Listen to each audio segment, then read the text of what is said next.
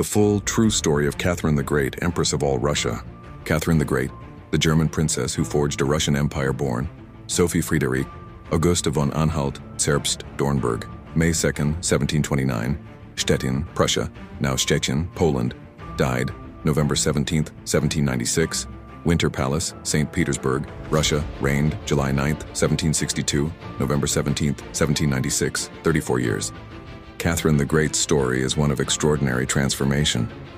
A minor German princess who, through intellect, determination, and force of will, seized the Russian throne, embraced her adopted homeland, and guided it into the heart of European politics and culture, expanding its borders and defining its identity for centuries to come. The Young Outsider, 1729-1745. Sophie was born into relative obscurity within the Prussian nobility. Her family was not wealthy, but her mother Johanna was ambitious and well-connected. Sophie was a bright, inquisitive, and independent child, educated by tutors and French governesses. She was not considered a great beauty, but she possessed a sharp mind and a powerful curiosity. The turning point came in 1744. The Empress of Russia, Elizabeth, daughter of Peter the Great, needed an heir for her throne. She had chosen her nephew, Karl Peter Ulrich of Holstein-Gottorp, the future Peter III, as her successor. Now she sought a bride for him.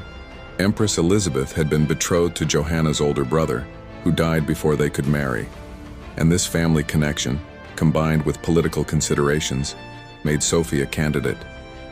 At just 14 years old, Sophie and her mother were summoned to the Russian court.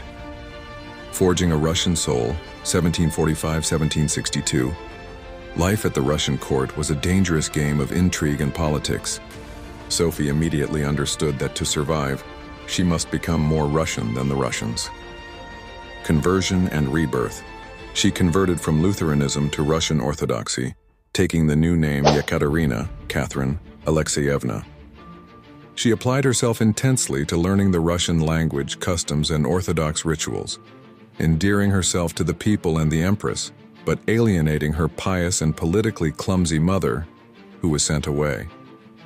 A miserable marriage. Her marriage to Peter in 1745 was a disaster from the start.